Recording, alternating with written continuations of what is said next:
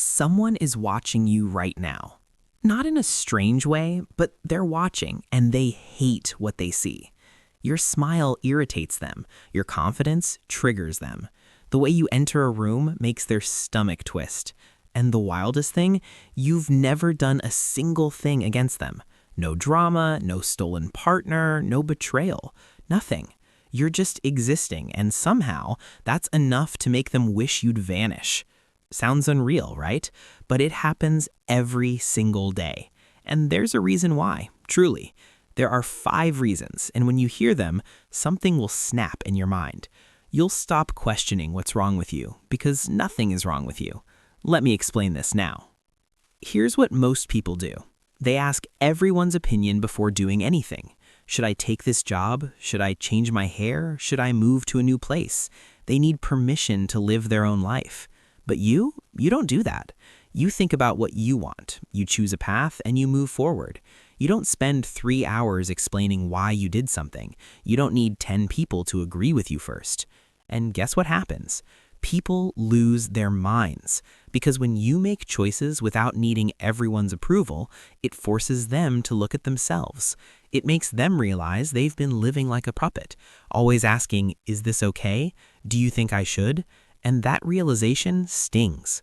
So instead of saying, wow, I should try that, they get mad at you. They say you're being reckless. They say you don't care what people think. They say you're selfish. But here's the truth. You're not selfish. You just stopped handing other people the remote control to your life. And people who gave away their remote control hate watching someone else hold theirs. Think about it. When you walk into a room and you're just being yourself, not trying to impress anyone, not looking around for approval, something shifts. People notice, and some people don't like it, because your comfort in your own skin makes them uncomfortable in theirs. Your freedom reminds them of their prison, and instead of breaking out, they'd rather pull you back in. This is why people talk behind your back when you quit a job everyone said you should keep. This is why they gossip when you end a relationship everyone thought was perfect. This is why they judge when you move to a new city without asking anyone if it's a good idea. You don't owe anyone an explanation for your life. Not your parents, not your friends, not your coworkers. Nobody. Your life is yours, and the moment you truly own that, some people will hate you for it. And that's okay, because living for yourself is better than dying for everyone else's approval. You and your friend were both broke, both lost, both complaining about life. Together, you were on the same level, but then something changed. You started waking up earlier. You started learning new skills. You started taking care of yourself. Your body changed. Your mindset changed. Your entire energy shifted. And now you're glowing. You're confident. You're moving different. But your friend is still in the same place. Same complaints, same excuses, same life. Now, every time they see you, they feel something heavy rise in their chest. It's not love. It's not pride. It's resentment. Why?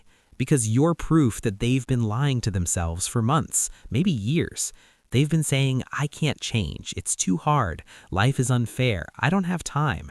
But then you changed. You made the time. You did the hard thing. And now their excuses look like what they really are. Excuses. And that makes them hate you.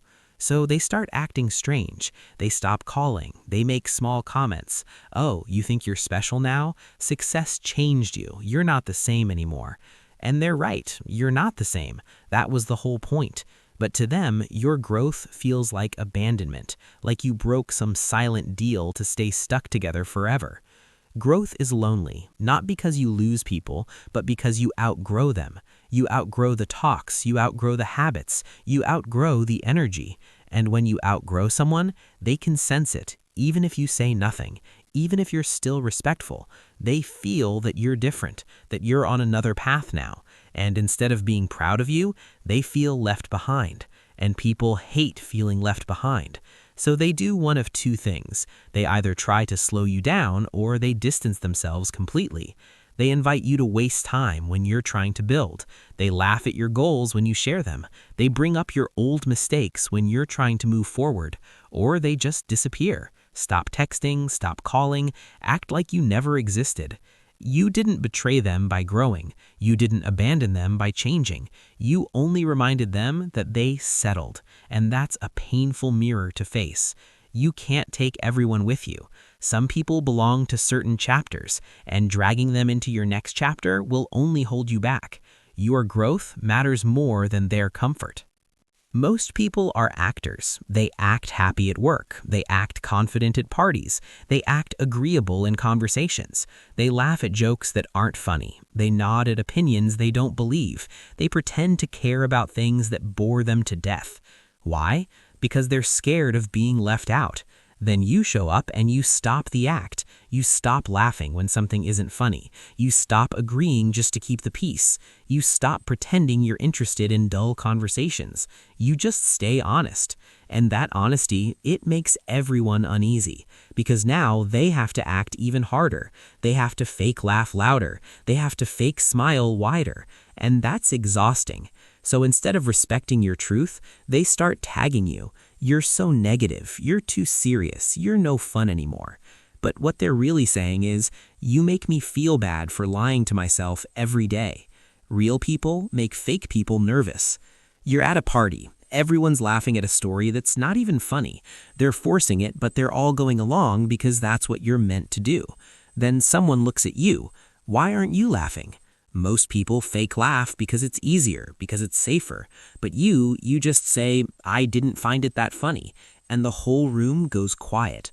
Not because you were rude, but because you broke the act. You reminded everyone that they're pretending. This is why honest people make others uncomfortable.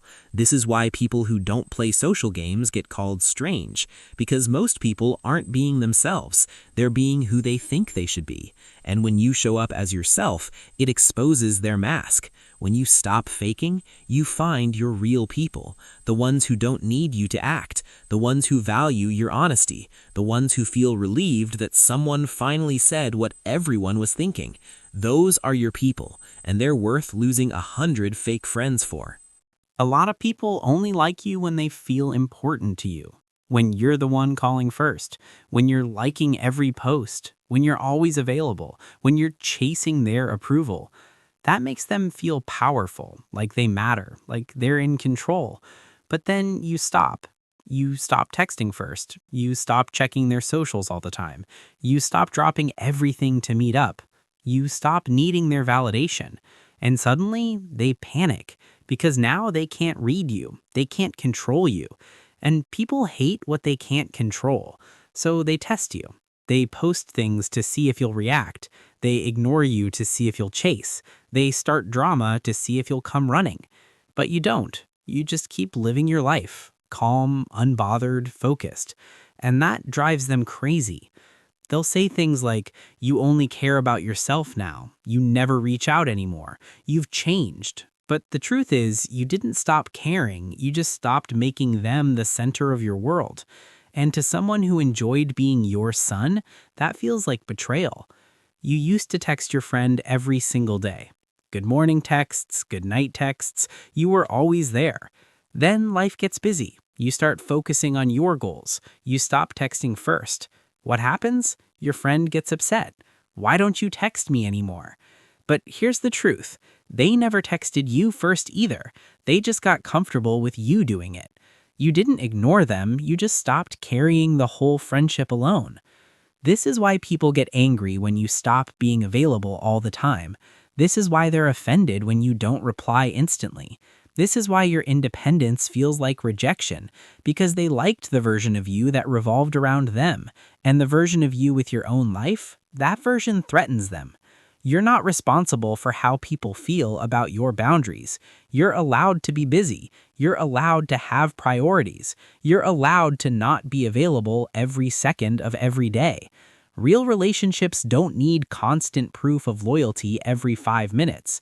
Real relationships understand that people have lives. So stop chasing people who don't chase you back.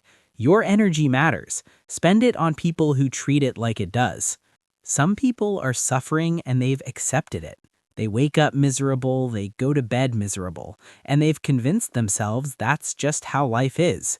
Then you walk in, smiling, laughing, grateful, at peace, and it destroys them. Not because you did anything wrong, but because your happiness proves that misery is a choice, and they don't want to admit that. Because if misery is a choice, that means they chose this, and that's too painful to face. So instead of looking inward, they attack outward. They make sarcastic comments about your positivity. They say you're fake. They find flaws in everything you celebrate. Because if they can make you sad, they won't feel so alone in their sadness. Your peace exposes their choice to stay in chaos. You went to therapy. You worked on yourself. You healed your trauma. You set boundaries. You built a life you actually enjoy. And they didn't. Not because they couldn't, but because they chose not to. And every time they see you, they're reminded of that choice, and it eats at them. So they try to dim your light. They mock your healing. They roll their eyes at your growth. They say you're being too much or extra. But what they really mean is your happiness makes me feel bad about my sadness. And here's the truth. That's not your responsibility.